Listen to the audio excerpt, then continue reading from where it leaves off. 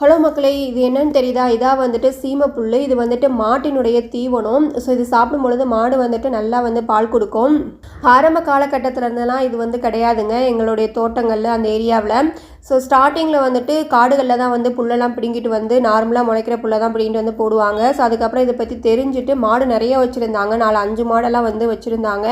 So அந்த டைமில் வந்துட்டு மாட்டு தீவனம் சரியாக வந்து ஒரு ஆள் வந்து எல்லாத்தையும் பிடுங்கி ரெடி பண்ண முடியல அப்படிங்கிறதுனால இது வந்துட்டு குச்சி மட்டும் ஒரு இடத்துல இருந்து கட் பண்ணி கொண்டுட்டு வந்து உழுது நட்டி விட்டாங்க. அதாவது கரும்பு நட்டுவோம் இல்லையா, அந்த மாதிரி ஒரு குச்சியவே வந்துட்டு சின்ன சின்னதாக கட் பண்ணி நட்டினோம் அப்படின்னா அதுலேருந்து தளைஞ்சு வந்துடும். ஸோ அந்த மாதிரி க்ரோத் ஆனது தான். தோட்டத்தில் எந்த பக்கம் திரும்பினாலும் அதான் வந்துட்டு இருக்கும். இது வந்து நல்லா வளர்ந்துருச்சு அப்படின்னா அறுவைக்கும் வந்து காசுக்காக விடுவாங்க. ஒத்தி குத்தகை எதுக்கு வேணாலும் விட்டுக்குவாங்க. கூடையே வந்துட்டு தென்னங்கண்டெல்லாம் நட்டியிருக்காங்க. இது பார்த்தீங்க அப்படின்னா அதனுடைய ஒவ்வொரு இதுக்குமே வந்து பயங்கர ஷார்ப்பாக இருக்கும். அப்படியே மூஞ்சி மோரெலாம் அறுத்து விட்டுரும். புதரா இருக்கிறதுனால பாம்பு தங்குறதுக்கும் நிறைய வாய்ப்புகள் இருக்கு.